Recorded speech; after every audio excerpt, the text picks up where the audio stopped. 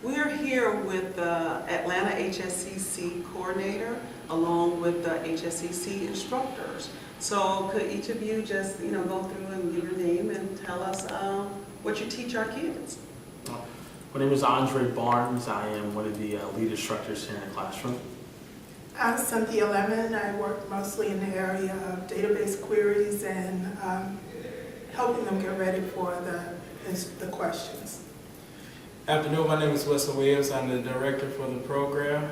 Pretty much just try to make sure that all of the staff members and as well as the leadership board for the chapter are on the same page to make sure our kids are educated and well represented here at the conference. Hello, my name is Wayne Bowling, and I do mostly PHP and some SQL. So we do have a dynamic team of instructors here leading our kids in preparation of getting ready for the actual competition at the national conference that happens every year. So I do want them to share some of the insight in what they do for preparing them for the competition itself. How do you go about laying out the plan and mapping the plan, the schedule, what's going to be taught when throughout the time frame, that 6-month time frame prior to coming to the competition itself?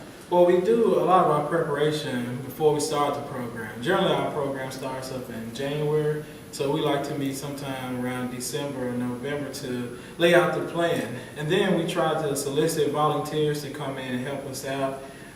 Then we start scheduling out what the topics are going to be that we're going to teach. We start out with HTML and CSS, and that's usually about a month or so.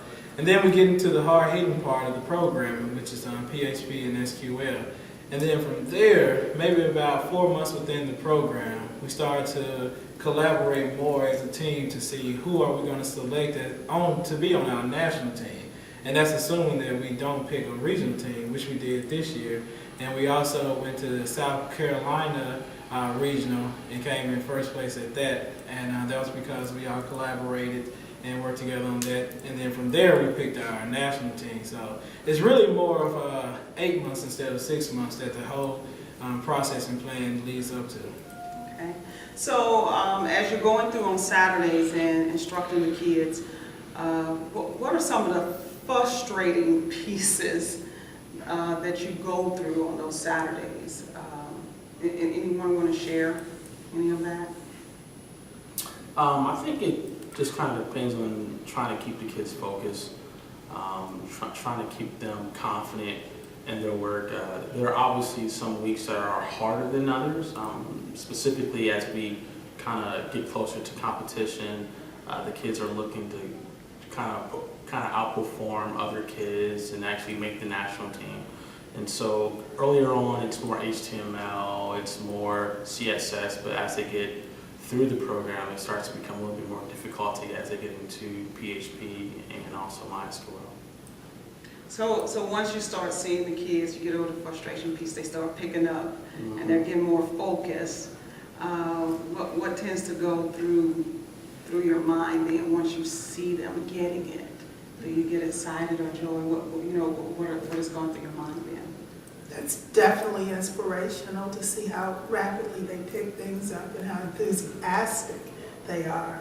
Because sometimes tearing them away from the computers as far as programming is concerned is almost an issue. That becomes an issue. So they're so engaged and so focused then that they don't want to be away from it. But they love the code. Yeah, absolutely.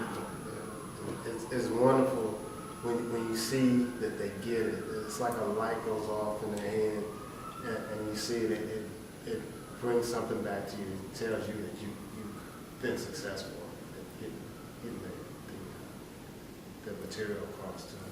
Okay.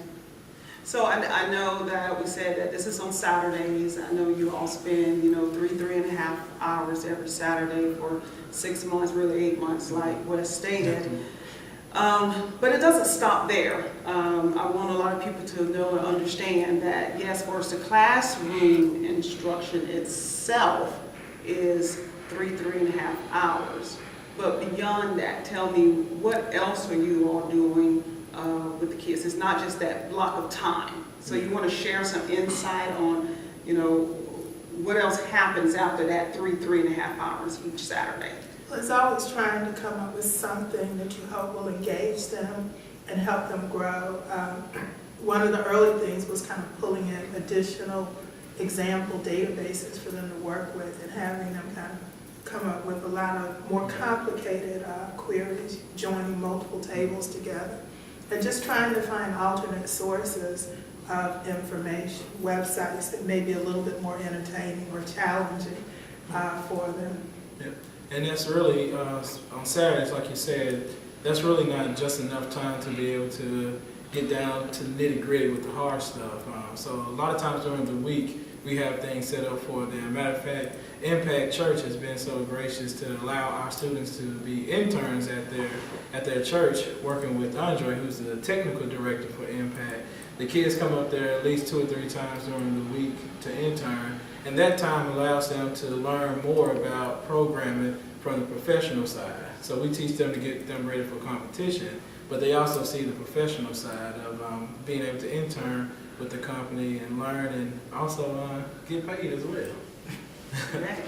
Now, I was stating about those 3 hours, 3.5 hours with the kids, and you're just not teaching them those 3.5 hours. You're still there being their mentors, and you're available to the majority of these kids.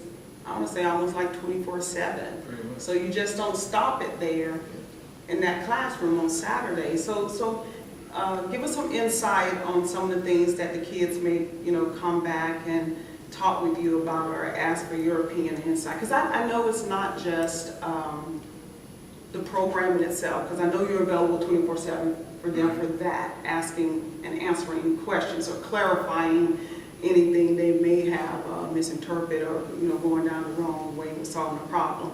But what are some of the other things without actually stating the actual issues or concerns they have? But tell us what else you do with these kids. Yeah, that's what I was going to say. Without going too in depth with some of their personal lives, they pretty much feel comfortable coming to us and talking to us about anything. They have all our phone numbers and all our emails. They do primarily come to us for educational things dealing with the program, but occasionally you have students come to us with personal issues and family issues that they may be going through, and they feel comfortable doing that. So it's really for 8 months we are 24/7 available to them for educational purposes, getting them ready for school and college, and then as well as just being a personal mentor to them as well.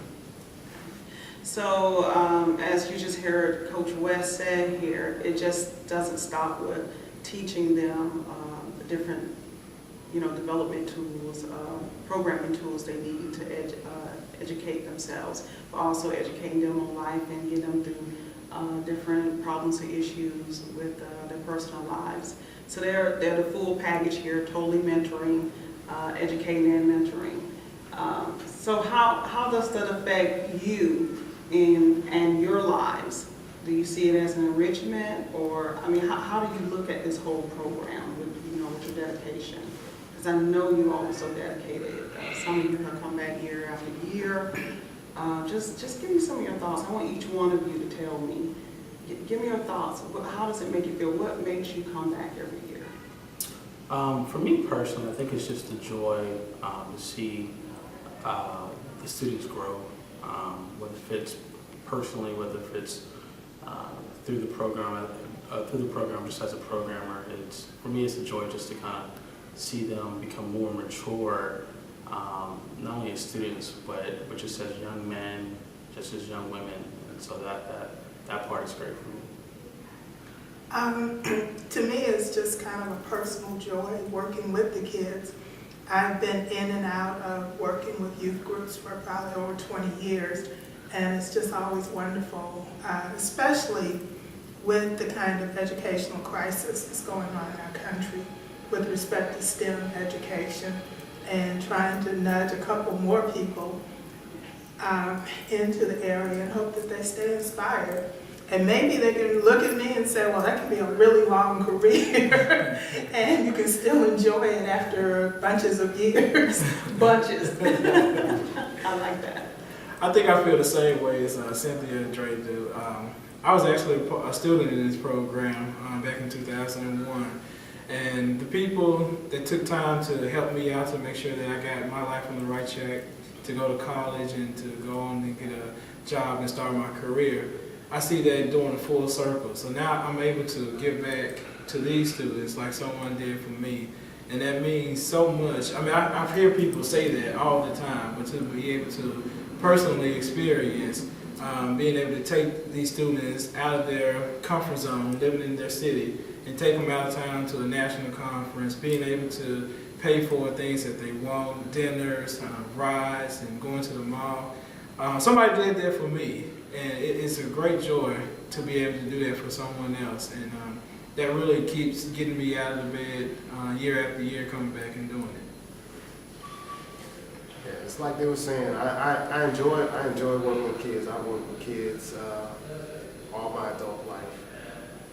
And it's just wonderful to see them learn new things. Kids, in my opinion, kids are like sponges, and you want them to absorb all the good stuff. And I think this is a good program, and it's good to see them learn some good things.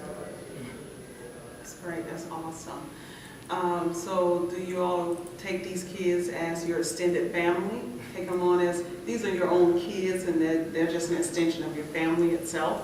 Oh, yes. Oh, yeah, absolutely. We still have kids that was in the program 2 or 3 years ago. They're still calling us up and wanting to get letter recommendations, wanting to come by and see the new kids, want to hang out, want to go places. It's a good thing that all of us do have jobs because we were real poor the way these kids hold on to us. Now, I want to bring this back to the 2012 competition that we have here at the National Conference here in Baltimore, Maryland. The kids have completed the competition itself, but right before preparing for it, as you all were, getting on the plane, making your way to Baltimore, what were your thoughts? I want to say that my mind was really at ease.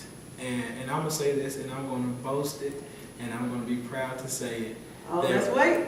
That we have some of the best instructors in all of Atlanta BDPA. The 3 that you see with us now have always prepared our students and gotten them ready. Dre, Andre, and Wayne, and Cynthia, and Dewasha are all excellent developers and programmers. And that really says a lot because I'm not as strong as they are. I would love to be, and I love to give the impression that I am, but I'm not. And these 3 that you see, and Dewasha as well, they really take time to give the kids information that they may not see on an everyday basis. And so for me personally, I was at ease. I knew that we had great instructors that were teaching. I knew that we had great students. So for me, it really wasn't as much anxiety as you may anticipate. Wow. So, but once you did get here, you said you're at ease.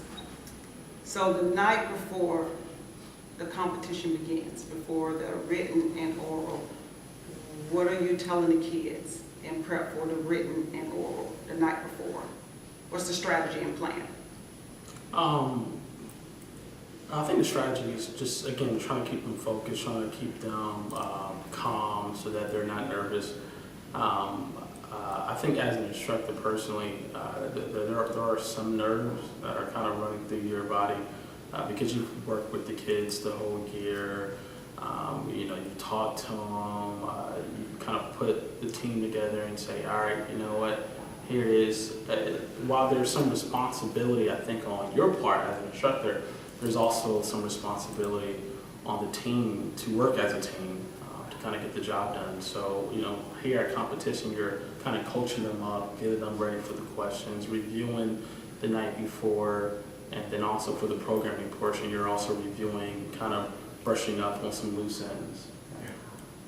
I think that's the key part. We can't give our strategy away because we're trying to come back next year. We don't want to, because people come and study. The other chapters will come and study this video here, right? Exactly. They're waiting for us to say something.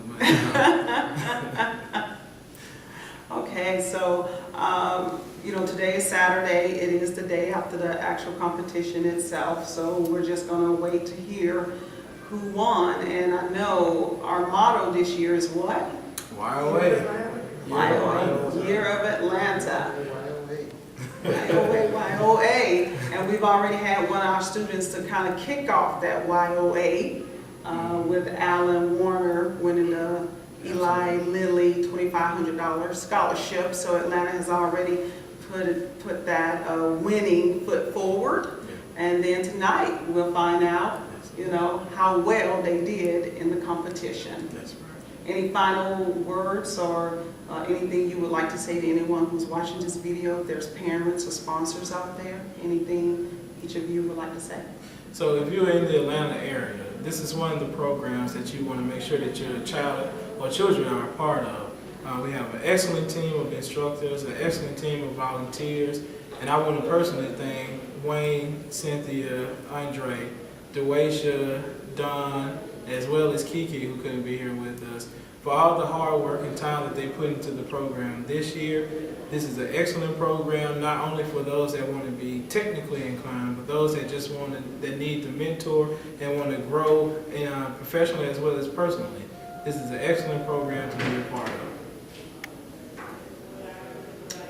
Thanks to all sponsors and volunteers. And I personally want to thank the HSCC coordinator and the instructors for always, putting out great quality programming for our kids and having them to come be a representative for the Atlanta chapter. We always get a lot of great comments on how professional our kids are, how they present themselves as young corporate, leaders that are going to be leading the different companies out there in the future. So thanks to you all, thanks to the instructors themselves, and also I want to thank many of our sponsors out there, but of course to invite the rest of the sponsors and companies to come on board with the Atlanta HSCC team. Yes, the 2012 team season is over, but we do have 2013 coming up.